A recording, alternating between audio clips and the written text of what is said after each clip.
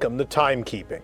This show will attempt to chronicle year-by-year changes to the Walt Disney World Resort, from exciting new ride openings to the minutia of a store changing names. Join us as we count down to the 50th anniversary of the vacation kingdom of the world. Walt Disney World's second full year of operation saw many things we still know today, as well as things we no longer have, added to the resort. But 1973 was also the first time that the real world began to intrude on the vacation kingdom.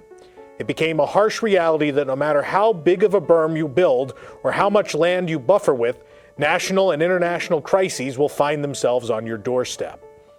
The second fiscal year of October 1st, 1972 through September 30th, 1973 saw 11,593,000 guests pass through the gates, but the park was in a state of flux for the entire year. Heavy construction was taking place on both ends of the park as two now classic e-ticket attractions were being built. The first new addition a 1973 guest would encounter would be Station Break Refreshments, a new stand located under the Main Street train station. Second was the Walt Disney Story, presented by Gulf Oil. It opened in the Hospitality House in April and was dedicated by Lillian Disney on May 6th. The queue featured memorabilia, including the famous 8-piece Snow White and the Seven Dwarfs Oscar, as well as a model of the Nautilus from 20,000 Leagues Under the Sea. The Walt Disney Story was a film attraction that told the life story of Walt through his own perspective, using interviews and other recordings for the narration, and featured rare stills and film clips. The post-show area originally featured a model and showcase of the canceled Western River Expedition, hosted by an audio animatronic owl named Hoot Gibson. The owl was also replicated for Disneyland's pre-show exhibits, but instead hosted a lecture on true life adventures. The Plaza Swan boats officially opened on May 20th, loading in the Northeast Quadrant hub area in what was known as the Rose Garden. The 12 26-passenger boats would travel around the canals of the hub and into Adventureland, where they would circle the Swiss Family Treehouse before returning. They'd even pass under the Cinderella Castle Bridge. In Adventureland, another new refreshment stand opened near the Jungle Cruise called the Oasis. In Frontierland, Westward Ho closed to make more room for the Country Bear Jamboree queue. Along the rivers of America, Tom Sawyer Island opened in April, followed May 20th by the Richard F. Irvine Riverboat.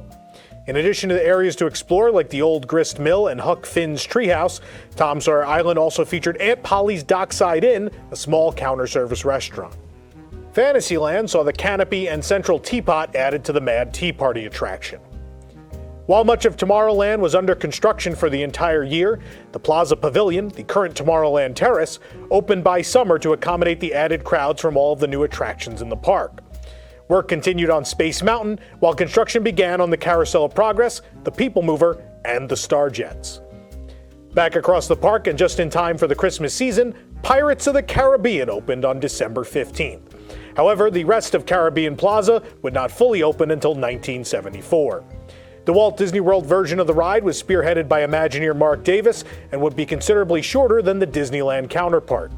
The lack of spatial constraints in the Magic Kingdom removed the need for the two waterfall drops, thus eliminating many of the cave scenes. Mark also envisioned a new finale that would differentiate the two rides. The queue, taking place in Castillo del Moro, would also be a big departure from the New Orleans Square aesthetic in Anaheim. Over at the Polynesian Village Resort, the Luau moved from the Polynesian Beach to the newly completed Luau Cove. At the Contemporary, there were more substantial changes taking place. The Outer Rim Bar replaced the Grand Canyon Concourse Lounge, which opened in 1972. Down on the first floor, the Sunshine State Exhibitorium became the Fiesta Fun Center. One correction, while we did state previously that the Exhibitorium opened with table games, further research pointed to the area opening as a conference room area, and then the games were added before the name changed. The Fiesta Fun Center featured a snack bar, numerous games, and a small movie theater showing Disney movies. The Golf Resort opened at the Palm and Magnolia courses. The resort features 153 rooms and provided expansion to the course's clubhouse facilities. Jack Nicklaus continued his streak of sweeping the Walt Disney World Golf Classic, which was the new name of the Walt Disney World Open Invitational. Over at Fort Wilderness, the resort expanded to 714 campsites, and the Pioneer Hall complex was under construction. The Fort Wilderness Railway, a steam train that served to transport guests around the campgrounds, also opened with 3 miles of track. The Lake Buena Vista area reached a total of 133 townhomes, and a fourth hotel opened on Motor Inn Plaza, the Dutch Inn. The area that would become the Disney Village Marketplace was also underway, with other additions to the Lake Buena Vista area. However, events far outside Disney's control would scuttle these plans and detour Walt Disney World's expansion permanently. In October, in response to the October War and failure of ongoing negotiations with oil companies, OPEC cut production and raised prices on exports to countries that supported Israel during the war with Egypt and Syria. This resulted in both gas rationing and up to a 300% increase in gas prices. President Nixon had to order gas rationing by the end of November. At the time, approximately 75% of Walt Disney World guests came from outside of Florida. The impact hit almost immediately as the holiday season approached, bringing attendance down about 9% year over year. By the end of the embargo in March of 1974, Disney had laid off cast members, canceled expansion plans, stockpiled fuel, and at one point had lost 55% of its stock value from before the crisis. Projects not under construction were canceled, including the Asian and Persian resorts. Space Mountain was delayed from the summer of 1974 to 1975. During the middle of the crisis, another event of historical significance would take place at Walt Disney World. On November 17th, the Associated Press Managing Editors Association annual convention was taking place at the Contemporary.